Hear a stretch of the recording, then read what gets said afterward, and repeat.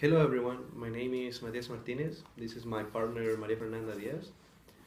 We're going to present to you our second task, which is an oral presentation regarding the units of education and diversity. The question we were given to was, how does children education approach diversity? Children education barely accepts or protects diversity, and the clearest example of it is their approach to sexual diversity.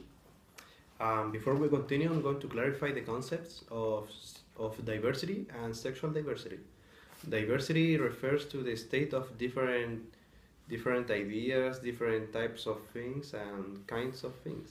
And sexual diversity refers to the sex, the gender role, the sexual identity, the sexual behavior, and the gender identity. And now, the focus of our oral presentation is the LGBTQ community, which refers to the lesbians, the gays, the bisexuals, the transgenders, and the questioning. Questioning refers to the people that are questioning their sexual identity and gender identity. To keep going with our presentation, we have to talk about the context in Chile. Chile is allegedly one of the most conservative countries in Latin America, and also is one of the most discriminative. Chile has been putting some efforts on improving the situation regarding discrimination. For example, with the anti-discrimination law, also known as Samudio law, which penalize with bail money or jail time if necessary any form of discrimination, physical or psychological. This law was issued after the death of Daniel Samudio in 2012, who was attacked because of his sexual condition. And now I'm going to talk about another law, which is the inclusion law. The inclusion law is a law that helps family at socioeconomic risk to enter school.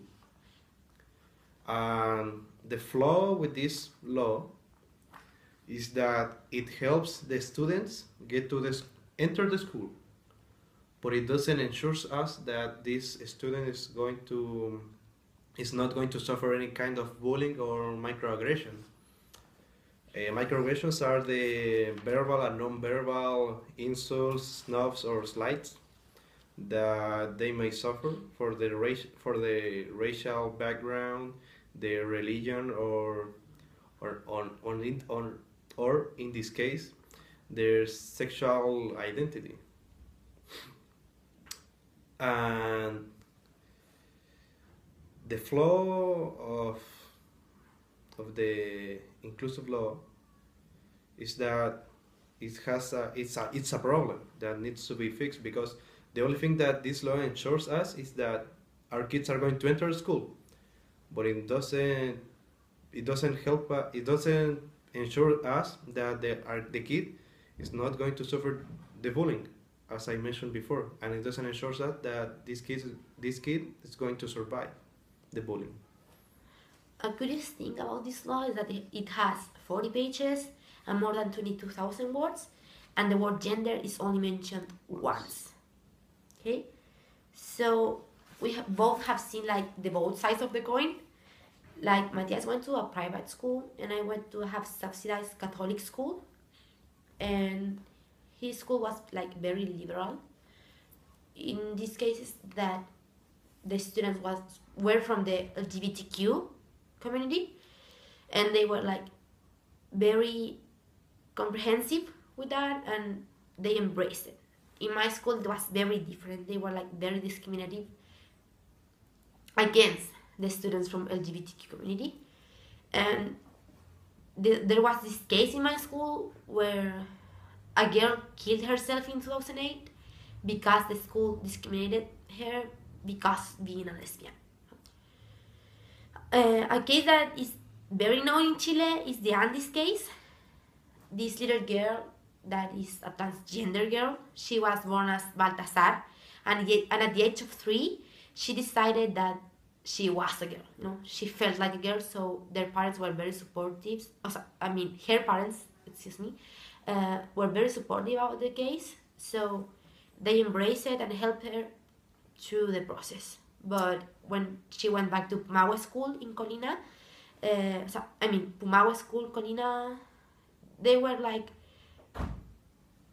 comprehensive about it, but at the time that the parents told them that Andy was going to use the bathroom of the girls, they were like, no, she can't do that. So the case was very public, and when I knew about it, I was expecting like Minedu did something about it to embrace the LGBT community, but Minedu didn't do anything, didn't got involved in the case, so it was like shocking. Why we are letting LGBTQ communities with so little protection in the world of education? The problem with Andy's case is that this case is a problem that happened last year, the year on which the inclusive law was being made. And for being such a known case and such a polemic case, it's very curious how it didn't got mentioned at the inclusion law, because as my partner said, it is a law that is a document that consists of 40 pages and more than 22,000 words, and it doesn't mention LGBT community as part of the diversity. They mention the gender diversity, the racial diversity, the religion diversity, but they don't mention like transgender community. And as a conclusion, we think that as future teachers, we should be ready to face the diversity that we are going to find in the schools and in the classrooms, because not every students are equals. Every student has their own different background, their own different problems, and we should be ready as future teachers to embrace those problems and be ready to help those kids and to teach the whole classroom to work as a community, to help each other, to deal with it, to embrace it, to deal with the problems. We have to stop the bullying. We are going to be in the classroom, so we have to be in the classroom and help those kids to not get bullied on the classroom, to teach, to respect LGBT community. And we also think that the law of inclusion should be fixed, not changed. It should be fixed because it's really important to enter the school.